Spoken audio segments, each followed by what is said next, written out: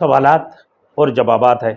سائی سے پہلے استلام کرنا بھول جائے، طواف مکمل کرنے اور اس کا دوگانہ پڑھنے کے بعد سعی کرنے کے لیے صفا کی طرف جانے لگیں اور حجر اسود کا استلام کرنا بھول جائے تو کیا کفارہ ادا کرے گا؟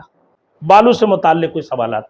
اچھا، حج افراد کرنے والا بال کب منڈوائیں؟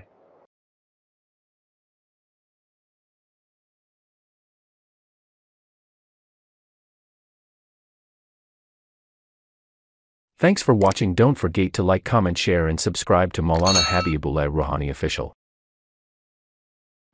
نحمدہ و نصلی علی رسولہ الکریم، اما بعد فاعوذ باللہ من الشیطان الرجیم، بسم اللہ الرحمن الرحیم۔ میرے دوستوں، سعی کے متعلق بات ہے، سوالات اور جوابات ہے۔ سعی سے پہلے استلام کرنا بھول جائے، یعنی صفا مروہ کی سعی کے لیے چلے گئے کوئی شخص طواف مکمل کرنے اور اس کا دوگانہ پڑھنے کے بعد سعی کرنے کے لیے صفا کی طرف جانے لگیں اور حجر اسود کا استلام کرنا بھول جائے تو کیا کفارہ ادا کرے گا؟ استلام 8واں مرتبہ استلام کر کے تو آگے جو مقام ابراہیم پہ 2 رکعت نماز پڑھنے کا ہے، اب وہ پھر صفا مروہ کی سعی کے لیے جا رہے تو بھول جائے حجر اسود کا استلام کرنا تو کیا کرے؟ کہ سعی شروع کرنے سے پہلے حجر اسود کا استلام کرنا سنت ہے، واجب نہیں ہے۔ سعی کی استلام کرنا، نہ حجر اسود کے استلام کرنا سنت ہے، واجب نہیں ہے۔ اگر کسی شخص نے استلام چھوڑ دیا تو اس نے سنت ترک کیا، کوئی کفارہ یا دم واجب نہیں ہوگا۔ استغفار کرے، اللہ سے معافی مانگے۔ استلام کرنا 9واں مرتبہ استلام ہوتی ہیں، تو یہ استلام نہیں کیا صفا مروہ کی سعی کے درمیان، تو اس صورت میں یہ سنت ہے۔ اگر نہیں کیا تو استغفار کرے، اللہ سے توبہ کرے، معافی مانگے کہ میں نے رسول کی سنت کو چھوڑ دیا، کہ اللہ تو مجھے معاف فرما۔ اب میرے دوستوں، یہ تو سعی کے متعلق آیا، میں آپ کو بتا دیا، اور اسی کے درمیان میں ایک بات اور کرنے جا رہا ہوں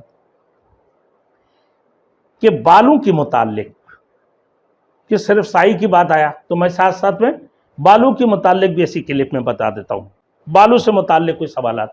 اچھا، حج افراد کرنے والا بال کب منڈوائیں؟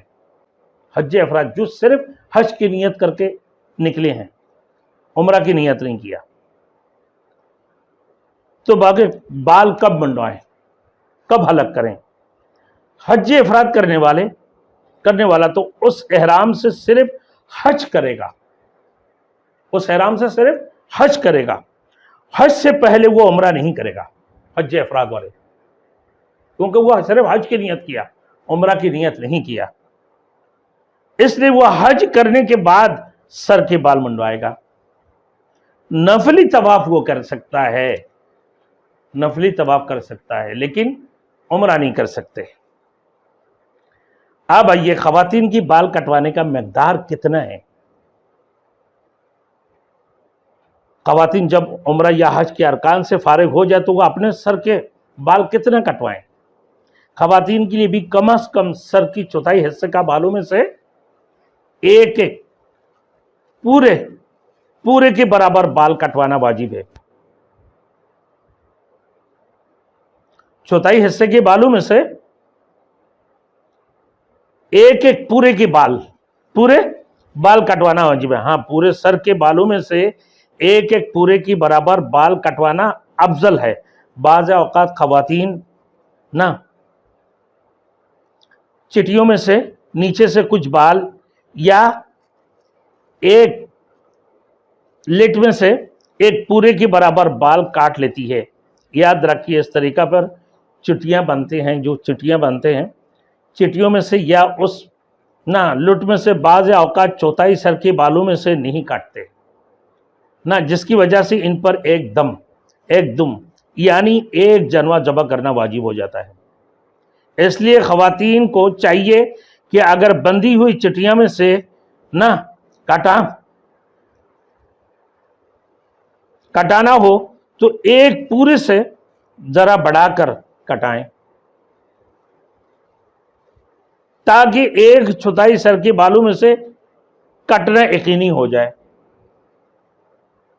और आसान सूरत ये कि बालों को खोल कर लटकाने और फिर उसमें से छोटे बड़े तमाम बालों में से एक एक पूरे के बराबर बाल कटवाएं। और ये बाल मुहर्रम से कटवाएं, ना मुहर्रम से ना कटवाएं। इतनी एक पूरे एक उंगली बाल, सारे इकट्ठा बाल को झाड़ लें। झाड़ कर उसकी बाद जो है फिर वो लंबा करके देखें कि भाई कितना हो, सारे इकट्ठा करके बाल काट लें। ये भी मुहर्रम से कटवाएं, शौहर हो या बेटा हो तो उन सूरतों में जो मुहर्रमात में से कटे।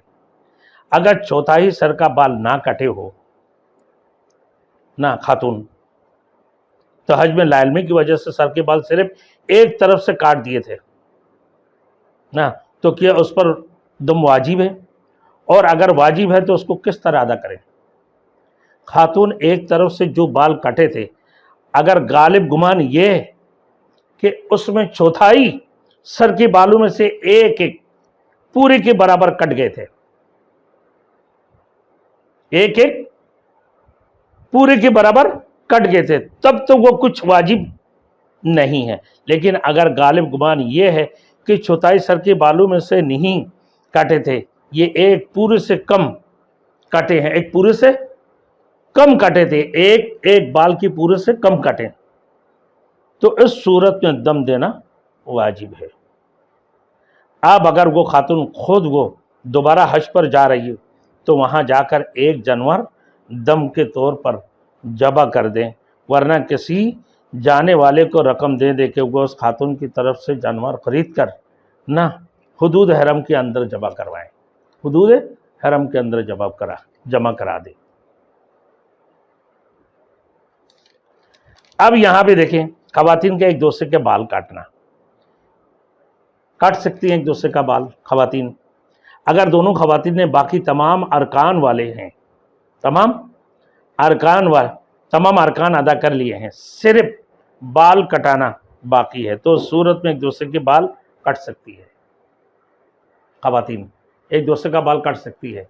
पहले वो ihram में थे, अब वो सारे अरकान उन्होंने पूरा कर ली, अब सिर्फ बाल काटना बाकी है, तो एक दूसरे के बाल काट सकती है। इसी तरह मर्द भी एक दूसरे के बाल काट सकते हैं।